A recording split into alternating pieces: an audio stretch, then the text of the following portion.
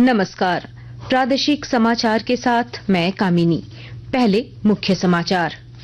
केंद्र सरकार ने सभी राज्यों और केंद्र शासित प्रदेशों को विशेष आवश्यकता वाले बच्चों को निःशुल्क और अनिवार्य शिक्षा का अधिकार सुनिश्चित करने का दिया निर्देश। मुख्यमंत्री चंपाई सोरेन ने विभिन्न विभागों में रिक्त 35,000 पदों को शीघ्र भरने का दिया निर्देश। झारखंड उच्च न्यायालय ने देवघर रोपवे हादसे मामले में अब तक कार्रवाई नहीं किए जाने पर जताई नाराजगी। पर्यटन सचिव को 26 जून से पहले जवाब दाखिल करने का दिया निर्देश। और मौसम विज्ञान केंद्र ने झारखंड में 16 जून तक भीषण गर्मी और हीट वेव की स्थिति बने रहने का जताया अनुमान। 20 जून तक मानसून के आने का दिया संकेत। और अब समाचार विस्तार से। शिक्षा मंत्रालय ने विशेष आवश्यकता वाले सभी बच्चों के लिए अनिवार्य शिक्षा का अधिकार और पीएम पोषण के तहत मुफ्त पोषण संबंधी सहायता सुनिश्चित करने के लिए सभी राज्यों और केंद्र शासित प्रदेशों को दिशा निर्देश जारी किया है। मंत्रालय ने कहा कि सरकारी या सहायता प्राप्त विशेष स्कूलों में पढ़ने वाले विशेष आवश्यकता वाले सभी बच्चों को निःशुल्क और अनिवार्य शिक्षा का अधिकार प्रदान किया जाए। इनमें निःशुल्क वर्दी, पाठ्य पुस्तकें और प्रधानमंत्री पोषण योजना के अंतर्गत मध्याह्न भोजन शामिल है। राज्य सरकार ने सरकारी विभागों में रिक्त पदों पर नियुक्ति प्रक्रिया तेज करने का निर्देश दिया है। मुख्यमंत्री चंपाई सोरेन ने चयन प्रक्रिया को समय सीमा के अंदर पूरा करने का निर्देश अधिकारियों को दिया है। मुख्यमंत्री ने कहा कि युवाओं को रोजगार से जोड़ने के लिए सरकार प्रतिबद्ध है। उन्होंने कहा कि नियुक्तियों में अनियमितता बर्दाश्त नहीं की जाएगी। इसमें सरकार की नियमावली और रोस्टर का हर हाल में पालन होना चाहिए। उन्होंने पुलिस महानिदेशक और जेएसएससी के अध्यक्ष से झारखंड उत्पाद आरक्षी प्रतियोगिता परीक्षा के जरिए 580 पद और झारखंड आरक्षी प्रतियोगिता परीक्षा के 4,919 पदों पर बहाली प्रक्रिया अविलंब शुरू करने को कहा है। पुलिस महानिदेशक ने बताया कि अभ्यर्थियों की शारीरिक दक्षता परीक्षण इस माह शुरू हो जाएगी। मौके पर जेएसएससी अध्यक्ष प्रशांत कुमार ने बताया कि आयोग की ओर से लगभग 35,000 पदों के लिए नियुक्ति प्रक्रिया चल रही है। झारखंड में पेसा कानून की नियमावली लागू करने का प्रयास शुरू हो गया है। पंचायती राज विभाग के अधिकारियों ने कल मुख्यमंत्री चंपाई सोरेन को पेसा कानून की नियमावली को लेकर विस्तृत जानकारी दी। मुख्यमंत्री ने अधिकारियों से कहा कि झारखंड में एक बेहतर पेसा नियमावली लागू करना सरकार की प्राथमिकता है। उन्होंने कहा कि यह हम सभी की नैतिक जिम्मेदारी है। कोलेबिरा विधायक नमन विक्सल कोंगारी ने कल मुख्यमंत्री चंपाई सोरेन से झारखंड मंत्रालय में मुलाकात की। उन्होंने मुख्यमंत्री को सिमडेगा जिले में जल जीवन मिशन के तहत हर घर जल नल योजना के क्रियान्वयन में गड़बड़ी की जानकारी दी। विधायक ने ज्ञापन सौंपकर मामले की जांच कराने की मांग की। साथ ही उन्होंने वंचित परिवारों को जल जीवन मिशन योजना से जोड़ने का आग्रह किया है। मुख्यमंत्री ने मामले की गंभीरता के मद्देनजर इस संबंध में राज्य सरकार द्वारा यथोचित कार्रवाई का आश्वासन दिया। रांची के बरियातो स्थित बड़गाई के 8.86 एकड़ जमीन घोटाला मामले के आरोपी पूर्व सीएम हेमंत सोरेन की ओर से झारखंड हाई कोर्ट में दायर जमानत याचिका पर कल सुनवाई हुई। मामले में दोनों पक्षों की सुनवाई पूरी हो गई। इसके बाद कोर्ट ने मामले में फैसला सुरक्षित रख लिया। ईडी की ओर से बताया गया कि हेमंत सोरेन ने अनाधिकृत रूप से बड़गाई अंचल की 8 एकड़ से अधिक जमीन पर कब्जा कर रखा है, जो पीएमएलए 2002 में निहित प्रावधानों के तहत मनी लॉन्ड्रिंग है। वहीं हेमंत सोरेन की ओर से कहा गया कि यह मनी लॉन्ड्रिंग का मामला नहीं है। हेमंत की वकील ने कोर्ट में कहा कि बड़गाई की जमीन ना तो हेमंत की है और ना तो उनका उस पर पोजीशन है।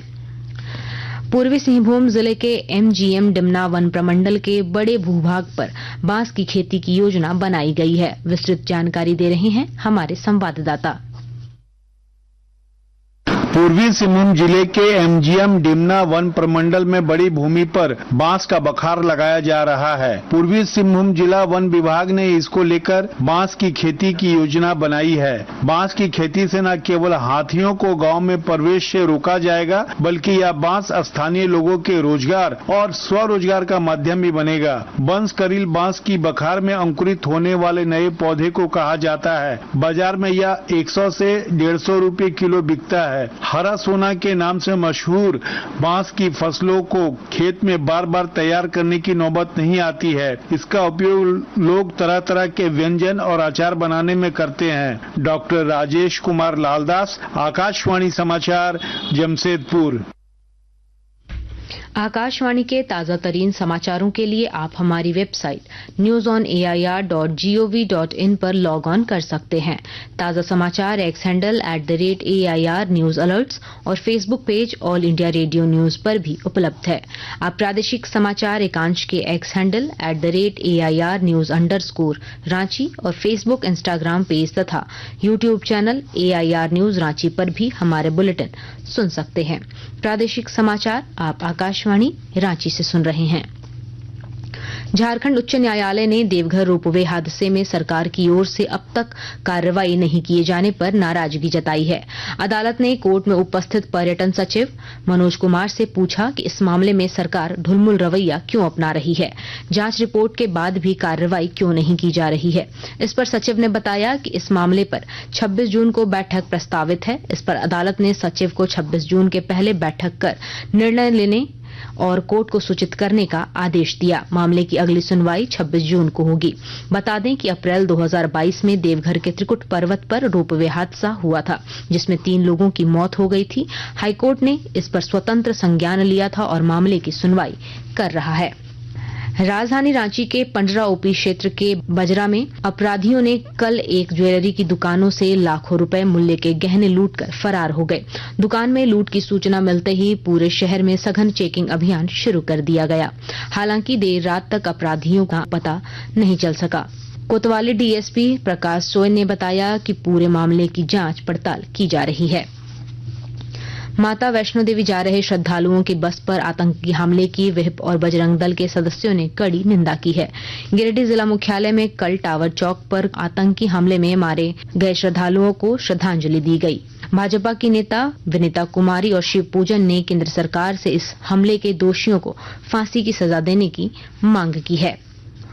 मौसम विज्ञान केंद्र ने झारखंड में 16 जून तक भीषण गर्मी और हीट वेव की स्थिति बने रहने का अनुमान जताया है।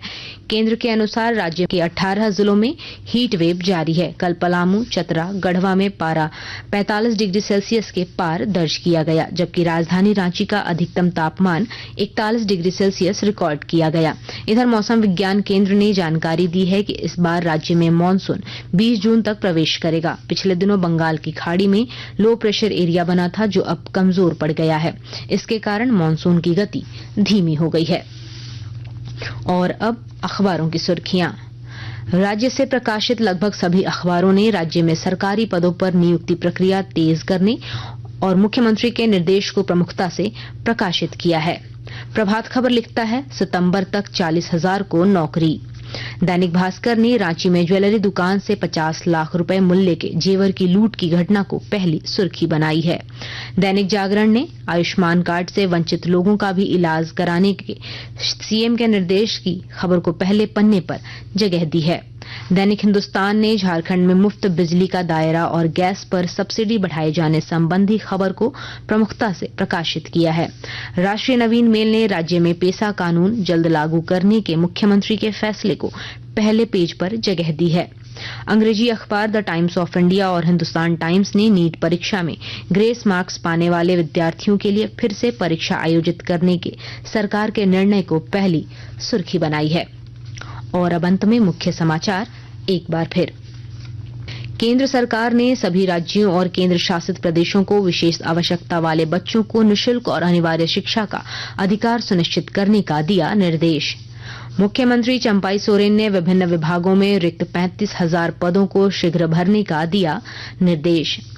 झारखंड उच्च न्यायालय ने देवघर रोपवे हादसे मामले में अब तक कार्रवाई नहीं किए जाने पर जताई नाराजगी। पर्यटन सचिव को 26 जून से पहले जवाब दाखिल करने का दिया निर्देश। और मौसम विज्ञान केंद्र ने झारखंड में 16 जून तक भीषण गर्मी और हीट वेव की स्थिति बने रहने का जताया अनुमान।